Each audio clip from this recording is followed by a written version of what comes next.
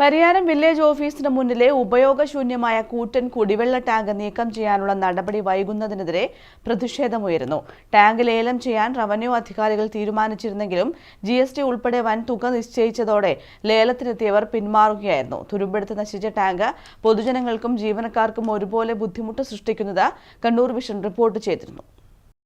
Pariyaram village ഓഫീസിന് മുന്നിലെ ഉപയോഗശൂന്യമായ കുടിവെള്ള ടാങ്ക് പൊതുജനങ്ങൾക്കും ജീവനക്കാർക്കും ബുദ്ധിമുട്ട് സൃഷ്ടിക്കാൻ തുടങ്ങിയിട്ട് നിരവധി കാലമായി. വർഷങ്ങൾക്ക് മുൻപ് കുടിവെള്ള വിതരണത്തിനായി ഉപയോഗിച്ച ഇരുമ്പ് കൊണ്ടുള്ള കൂറ്റൻ ടാങ്ക് ദ്രവിച്ച നിലയിലാണ്. വില്ലേജ് ഓഫീസിലെത്തുന്നവരുടെ വാഹനം നിർത്തിയിടാൻ പോലും സൗകര്യമില്ലാത്തതിനെ തുടർന്ന് ആർക്കും ഉപയോഗമില്ലാത്ത ടാങ്ക് നീക്കം ചെയ്യാൻ വില്ലേജ് വികസന സമിതിയിൽ ഉൾപ്പെടെ നിരവധി തവണ ആവശ്യമുയർന്നിരുന്നു. 2 വർഷം മുൻപ് വില്ലേജ് വികസന സമിതിയിൽ ടാങ്ക് അടിയന്തരമായി നീക്കം ചെയ്യുമെന്ന തീരുമാനമെടുത്തിരുന്നെങ്കിലും നടപടിയുണ്ടായില്ല. ടാങ്ക് നീക്കം ചെയ്യണമെന്ന ആവശ്യം ശക്തമായത് കണ്ണൂർ വിഷൻ റിപ്പോർട്ട് നൽകിയതിനെ തുടർന്ന് റവന്യൂ വകുപ്പ് ടാങ്ക് ലേലം ചെയ്യുന്നതിന് തീരുമാനിച്ചെങ്കിലും GST ഉൾപ്പെടെ വൻ തുക നിശ്ചയിച്ചതോടെ ലേലത്തിനെത്തിയവർ പിന്മാറുകയായിരുന്നു. ഇതോടെ റവന്യൂ വകുപ്പ് വീണ്ടും ടാങ്കിന്റെ വില കുറച്ച് പുനർമൂല്യനിർണ്ണയം നടത്താൻ ആവശ്യപ്പെട്ടിരിക്കുകയാണ്. ജനങ്ങളുടെ ബുദ്ധിമുട്ട് പരിഹരിക്കുന്നതിനുള്ള നടപടി നീണ്ടുപോകുന്നത് അംഗീകരിക്കാനാകില്ലെന്നും ലേല നടപടികൾ വളരെ വേഗം പൂർത്തിയാക്കി ടാങ്ക് നീക്കം ചെയ്യണമെന്നും പരിയാരം പഞ്ചായത്ത് മെമ്പർ PV സജീവൻ ആവശ്യപ്പെട്ടു.